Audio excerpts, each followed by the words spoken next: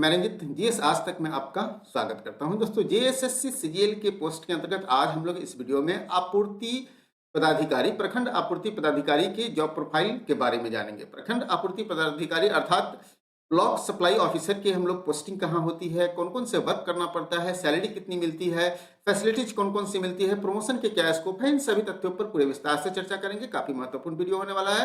Video को अंत तक देखिए। अगर हमारे चैनल पे नए हैं तो इसे सब्सक्राइब कर ले और बेल आइकन का बटन जरूर दबाएं ताकि आने वाले वीडियो का नोटिफिकेशन आपको सबसे पहले मिल सके। तो दोस्तों, जैसा कि आप लोग को मालूम है कि झारखंड में सीजीएल के अंतर्गत जो है वैकेंसी आई है, उसमें बहुत सारे पदों पर वैकेंसी आई है, जिसमें से एक पद है ब्लॉक सप्लाई ऑफिसर।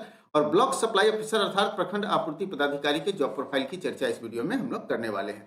तो चलिए आगे बढ़ते हैं और आप सबसे पहले हम लोग रिक्रूटमेंट की बात करते हैं। तो रिक्रूटमेंट आपका जेएसएससी के माध्यम से होता है, ठीक है। जेएसएससी मतलब झारखंड एसएससी के माध्यम से, झारखंड आपको स्टाफ सिलेक्शन कमीशन के माध्यम से होता है। ऑर्गेनाइजेशन जिसके अंतर्गत आपकी बहाली होती है वो है खाद्य सार्वजनिक वितरण एवं उपभोक्ता मामले का विभाग, ठीक है। ये ग्रुप बी का नॉन गेस्टेड पोस्ट है, याद रखिएगा, ये नॉन गेस्टेड पोस्ट है, ठीक है, नॉन गेस्टेड पोस्ट है। और इसका आगे हम लोग देखते हैं कंट्रोलिंग अथॉरिटी और ट्रांसफर पोस्टिंग। तो देखिए, सबसे पहले आपकी रिक्रूटमेंट जैसे ही जेएसएससी कर देती है तो आपको योगदान कहाँ देना होता है, विभाग में, ठीक है। तो विभाग, तो खाद्य सार्वजनिक वितरण एवं उपभोक्ता मंत्रालय जो होगा, जो उपभोक्ता मामले का जो विभाग होगा, यही आपकी कंट्रोलिंग अथॉरिटी होगी, यही आपके ट्रांसफर पोस्टिंग के लिए जिम्मेदार होगी, ठीक है। ट्रांसफर पोस्टिंग के लिए यही जिम्मेदार होगी। ये संबंधित जो भी ऑफिसर इसमें सिलेक्ट होकर आएंगे उसको किस प्रखंड में डालना है, ठीक है, किस प्रखंड में इनकी नियुक्ति करना है, यही से निर्धारित होगा, ठीक है। कंट्रोलिंग अथॉरिटी संबंधित विभाग जो मैंने अभी बताया, आपका पोस्टिंग आपको प्रखंड स्तर में होगा।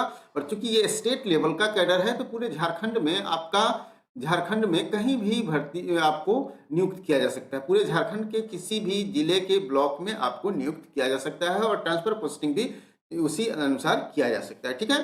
तो ये सारी सुविधाएं आपको मिलने वाली है। साथ साथ सैलरी की बात कर ले तो सैलरी अच्छी खासी है, इसमें कहीं कोई डाउट नहीं है। आपको 6 पे कमीशन के अनुसार 4200 ग्रेड पे में रखा गया, अर्थात लेवल 6 का पद है ये, ठीक है, लेवल 6 का पद है। और पेमेंट इसका 35,400 से लेकर के 1,12,400 के बीच है। अगर बेसिक सैलरी की बात कर ले, जिस समय आप ज्वाइन करेंगे उस समय आपको 35,400 का बेसिक सैलरी मिलेगा।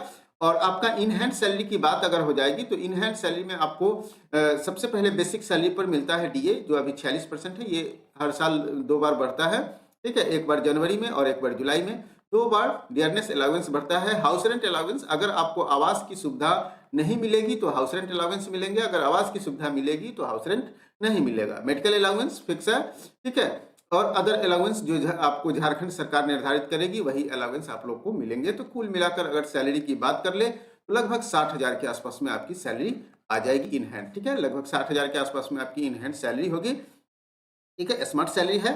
और बात कर लेते हैं पदोन्नति की। तो पदोन्नति का भी स्मार्ट, इसमें आप लोग देखेंगे कि पदोन्नति का आधार भी बहुत बेहतरीन है। सबसे पहले आप क्या है, प्रखंड आपूर्ति पदाधिकारी हैं, जो लेवल 6 का पद है। ये ग्रुप बी का पोस्ट है और राजपत्रित है, मतलब नॉन गेस्टेड पोस्ट है। इसके बाद पणन पदाधिकारी आपको बनाया जाता है, जो लेवल 7 का पोस्ट हो जाता है। और ये पणन पदाधिकारी बनने में लगभग जो झारखंड सरकार के नियमानुसार कालावधि है उसको आपको 8 से 10 साल के आसपास में ये पणन पदाधिकारी बनने में लगता है, ठीक है। तो इस प्रकार आपको पणन पदाधिकारी बना के दिया गया, यह भी क्या है, नॉन गेस्टेड पोस्ट ही है। उसके बाद सहायक जिला आपूर्ति पदाधिकारी, ये अगले 5 वर्ष में ही आप बन जाएंगे। तो ये आपको ये भी राजपत्रित हो जाता है, मतलब गेस्टेड पोस्ट हो जाता है और लेवल 8 का पोस्ट हो जाता है। मतलब आप यहाँ 4800 ग्रेड पे में आप आ जाएंगे, ठीक है। उसके बाद जिला आपूर्ति पदाधिकारी या सक्षम सहायक निदेशक के रूप में आपका लेवल 9 का 5400 ग्रेड पे का हो जाएगा। ये राजपत्रित पदाधिकारी हैं और ग्रुप बी का ही है। इसके बाद आपको डिप्यूटी डायरेक्टर बनाया जाता है संबंधित आपको कमिश्नरी में, ठीक है। संबंधित कमिश्नरी में आपको आपूर्ति विभाग के अंतर्गत एक डिप्यूटी डायरेक्टर का पोस्ट होता है, उस पर आपकी नियुक्ति होती है। तो प्रमोशन के स्कोप अच्छे खासे हैं, कहीं इसमें कोई डाउट नहीं है, ठीक है।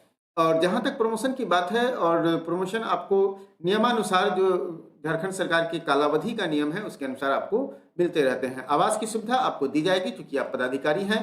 गाड़ी की सुविधा भी आपको मिलती है, ठीक है, गाड़ी की सुविधा भी मिलेगी, गाड़ी भी मिलेगी।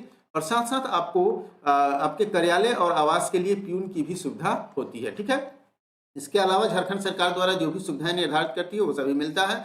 साथ साथ casual leave, earn leave, medical leave, ये सारी सुविधाएं आपको दी जाती है। तो ये काफ़ी अच्छा पोस्ट है जहां आपको एक पदाधिकारी जैसे लाइफ स्टाइल फील होगा और पदाधिकारी जैसे लाइफ स्टाइल आपको जीने का एक मौका मिलेगा। ठीक है, अब हम लोग बात कर लेते हैं, चूंकि आप प्रखंड लेवल पर भर्ती हो रहे हैं तो कार्यक्षेत्र भी आपका प्रखंड के अंतर्गत ही निर्धारित होगा। एक प्रखंड के सीमा के अंतर्गत आपको काम करना है।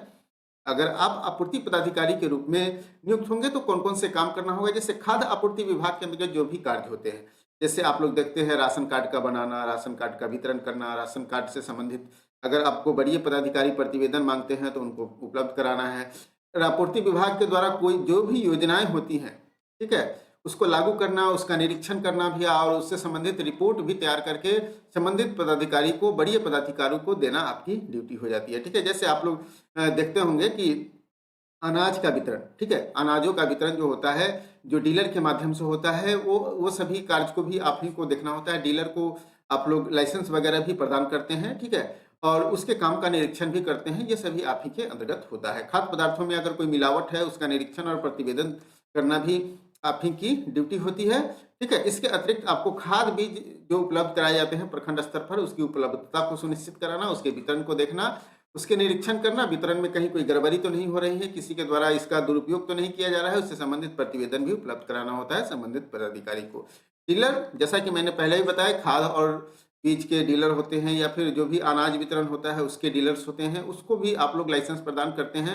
उसका निरीक्षण करेंगे आप लोग, उसका प्रतिवेदन देंगे संबंधित, अगर इससे संबंधित खाद्य आपूर्ति से संबंधित डाटा जो भी होता है उसका संधारण आपको करना होता है। क्योंकि अब जब भी वरीय पदाधिकारी या संबंधित विभाग, ठीक है, आपसे प्रतिवेदन या रिपोर्ट की मांग करेगी तो आपको ससमय रिपोर्ट उपलब्ध कराना होगा, तभी इसीलिए आपको डाटा का भी संधारण करना पड़ता है। ठीक है, तो काम भी काफी चुनौतीपूर्ण और स्मार्ट वर्क है। ठीक है, स्मार्ट वर्क है, स्मार्ट वर्क के साथ साथ चुनौतीपूर्ण वर्क है और आपको पब्लिक रिलेटेड वर्क है। पब्लिक को आप सुविधा पहुंचाएंगे, पब्लिक के लिए काम करेंगे तो एक मतलब हार्टली सेटिस्फैक्शन भी होगा कि चलो भाई हम लोगों के लिए कुछ कर पा रहे हैं, लोगों को कुछ दे पा रहे हैं, अपने जो लाइफ का मकसद है उसको पूरा कर पा रहे हैं। ठीक है, तो काफ़ी स्मार्ट जॉब है, अच्छा जॉब है। ठीक है, तो हमें पूरी उम्मीद है कि आपने सप्लाई ऑफिसर के जो भी क्राइटेरिया है जॉब प्रोफाइल का, उसके संबंधित आप सब कुछ समझ गए होंगे। फिर भी आपको किसी तरह का कोई डाउट है तो डेफिनेट रूप से आप हमें कमेंट करके पूछ सकते हैं। डाउट जब भी होगा मैं क्लियर करूंगा। अभी तक आपने हमारे वेबसाइट को विजिट नहीं किया है तो वेबसाइट को विजिट कर लिया और साथ साथ हमारे ऐप को डाउनलोड कर सकते हैं जहाँ पे हमारे कोर्सेस उपलब्ध होते हैं। और इसके अतिरिक्त आप हमारे टेलीग्राम ग्रुप और फेसबुक पेज से भी जुड़ सकते हैं जहाँ महत्वपूर्ण अपडेट्स आपको मिलते रहते हैं। तो आज के लिए इतना ही, फिर मिलते हैं अगले वीडियो में एक नए टॉपिक के साथ।